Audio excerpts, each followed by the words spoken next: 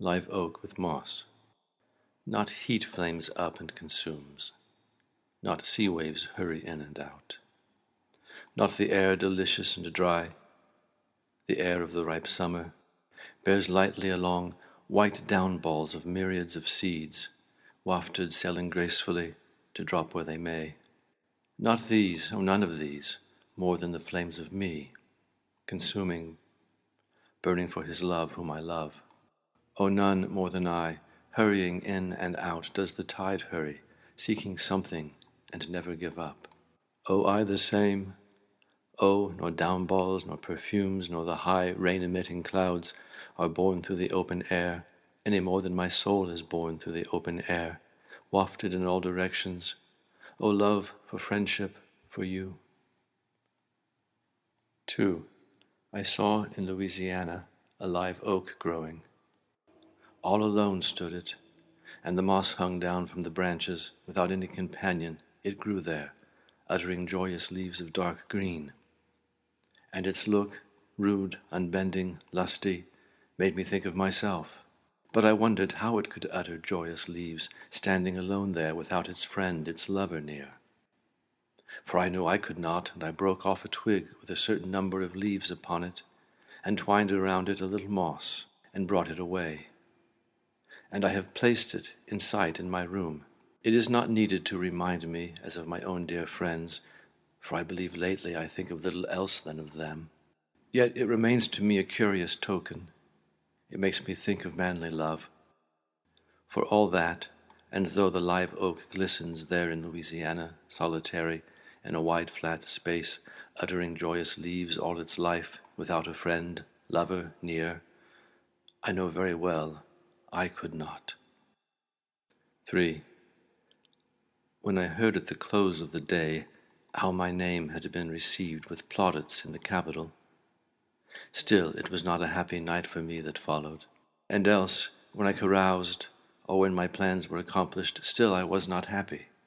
But the day when I rose at dawn from the bed of perfect health, refreshed, singing, inhaling the ripe breath of autumn, when I saw the full moon in the west grow pale and disappear in the morning light, when I wandered alone over the beach and, undressing, bathed, laughing with the cool waters, and saw the sun rise, and when I thought how my dear friend, my lover, was on his way coming, oh, then I was happy.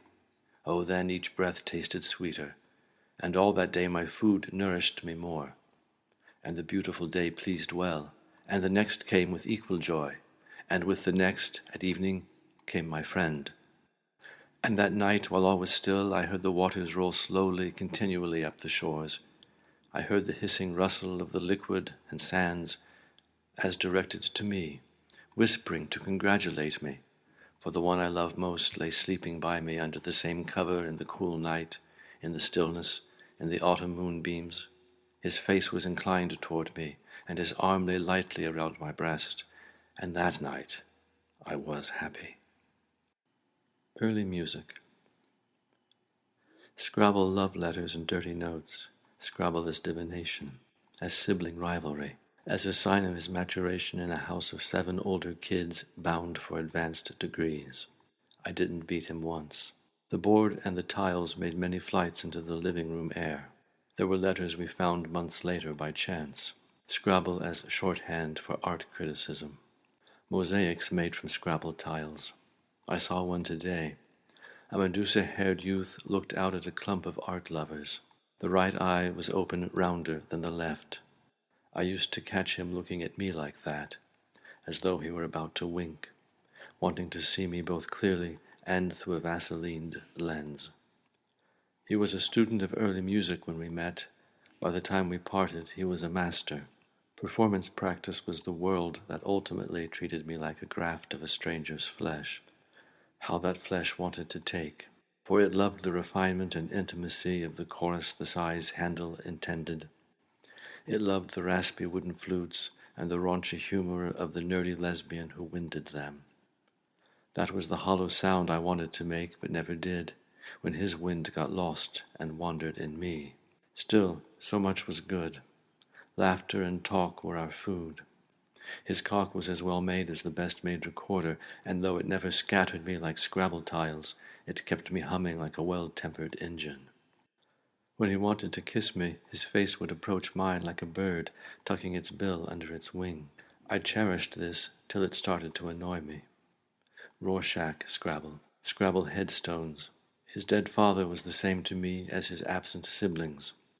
Seemed like every one but him had abandoned his mom.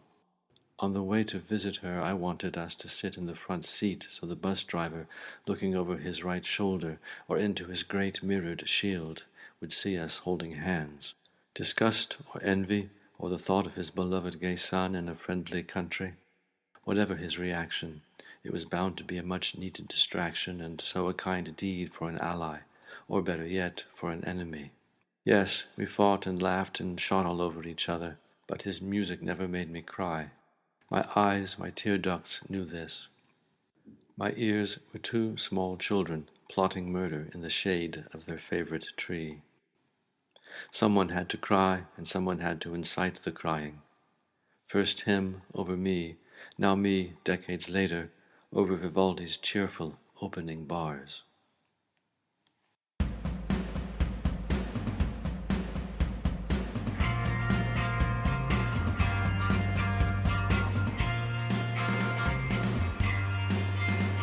I left you something where you'll never look. I wanted to hide it, so I wrote it in a book. I wait for you every night in my dreams, fully aware of how sad that seems, You left me something in our unmade bed.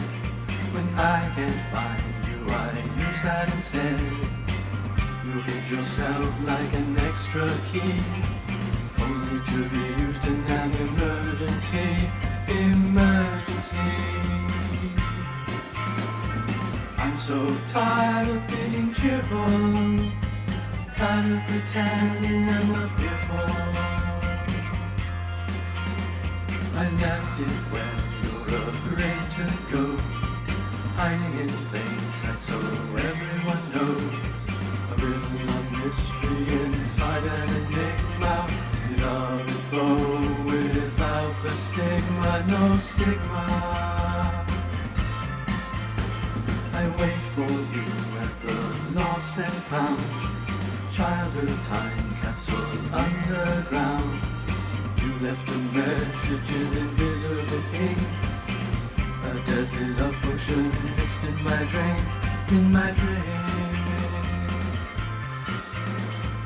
I'm so tired of being cheerful, tired of pretending I'm not fearful.